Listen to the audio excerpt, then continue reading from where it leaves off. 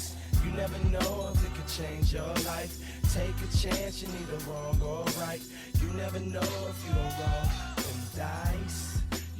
We didn't really talk. We haven't really talked about this in any of our world building episodes, but and it's interesting. But like, geographic determinism. Like, there's a certain, you live in a mountainous region and your people have access to a lot of metals or precious metals, or you live in a farming, a rich farmlands, and it's a wealthy, peaceful people. I mean, I don't go in for this stuff, and Matt and I are both historians and have both read a lot about this, and geographic determinism is very much over-determined, but it's, for example, like, I don't know, Britain and Japan are both isolated islands in, off the coast of a larger landmass, and I would say that, yes, they have very much in common, but they also have an awful lot that's not in common. So I would say don't lean too hard on this, but Matt's right that it makes sense, right? Like, if you want to lean into some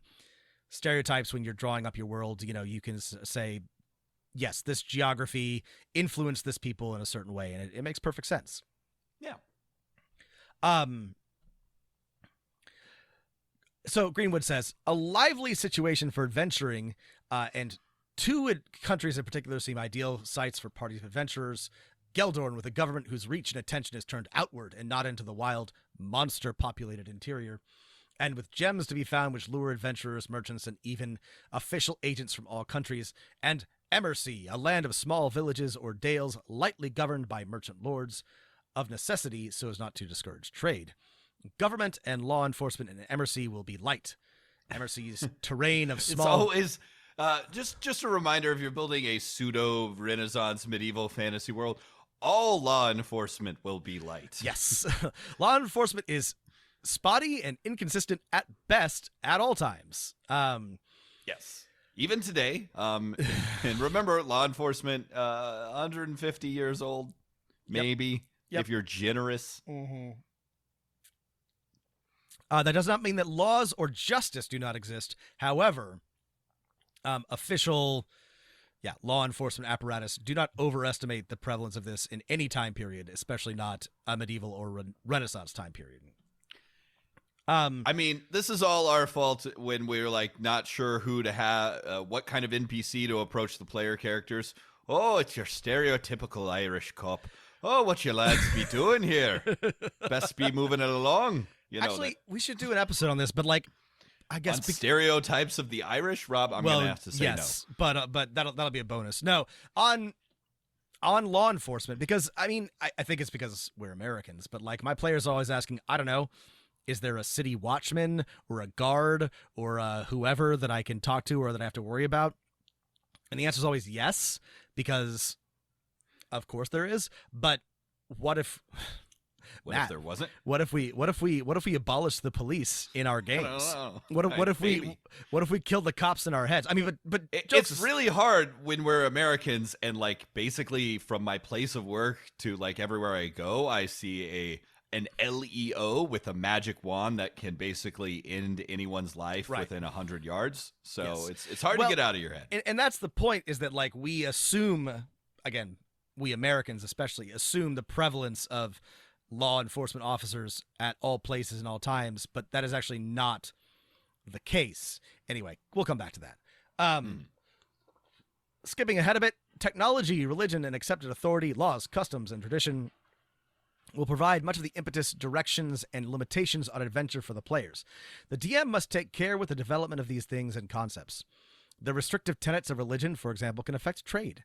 If Geldorn embraces the Druidic faith, it will not be the scene of legal logging operations, nor will its borders likely be open to those carrying lumber or caged wild animals being transported over land or sea. You can have some logging. It's part of good forestry management. Well, and I agree. Okay. Greenwood is not, there's very responsible ways to cut down trees, but that's okay. We get it. This brings up, people get down on the paladin, rightly so, but the truth is the dumbest OG class is the druid. Far and away the druid. The druid's restrictions on like what alignment they could be, what they believed, what items they could use and spells they could cast was dumb as shit. Just absolute, like, incomprehensible from any sort. Like, true neutral, what the shit is that? Doesn't make any sense whatsoever. Sorry. I'm gonna set up my coffee and my folding table like that meme of the right-wing guy whose name I don't know.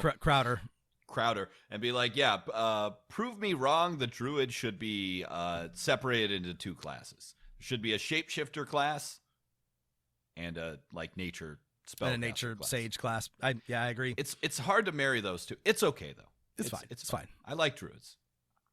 Much of the activity of the campaign will come from the ongoing struggles between various power groups. For example, the G&D series AD&D modules put out by TSR Games depict a world of various groups: Ogre Magi, the Hill Giants, Frost Giants, Fire Giants, Kuatua, Illithids, Lolth-worshipping and elemental god-worshipping Drow nobles, all cooperating to a degree, and at the same time vying for supremacy.